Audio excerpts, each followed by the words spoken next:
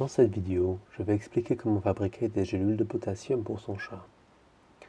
Tout d'abord, je pense qu'il est important de dire que l'on donne des suppléments de potassium uniquement sur avis vétérinaire, ce qui peut arriver dans le cas de certaines maladies chroniques. Lorsqu'on doit donner ce supplément sur le long terme, ça peut devenir assez onéreux, surtout lorsqu'il y a d'autres traitements administrés. Il faut dire que les médicaments vétérinaires représentent un sacré budget. Or, il est possible d'acheter le gluconate de potassium en pot de 500 g et de faire soi-même les gélules pour environ 15 fois moins cher. Donc, il nous faut un pot de gluconate de potassium. La source la moins chère que j'ai trouvée, c'est chez Healthleads au Royaume-Uni, qui a des pots de 500 g pour environ 15 €. 500 g permet de faire plus de 1000 gélules. Je mets un lien sous cette vidéo.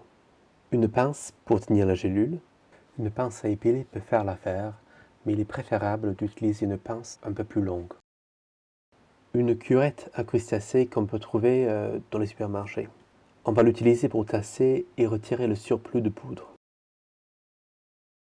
Et bien sûr, les gélules vides. Les gélules existent en plusieurs tailles standards.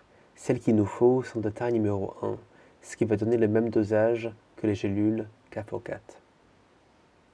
La technique que je décris nous permet d'atteindre à coup sûr le dosage à plus ou moins 10%. La plupart du temps, c'est plutôt 5% et avec un peu d'entraînement, j'arrivais plutôt autour du 1% du premier coup. Pour garantir un dosage exact, on peut bien sûr utiliser une balance de précision. Après avoir taré avec la gélule vide, on doit avoir 468 mg du produit. Alors, commençons.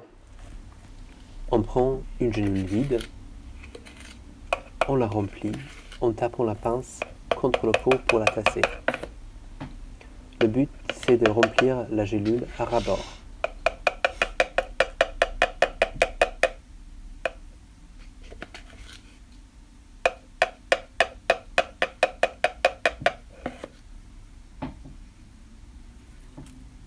Ensuite, on tasse avec la curette à crustacés. Il est important de soutenir la base de la gélule avec un doigt.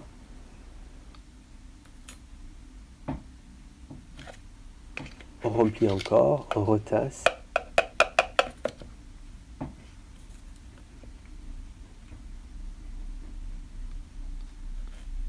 Et on racle pour que ça remplisse à ras, ni plus ni moins.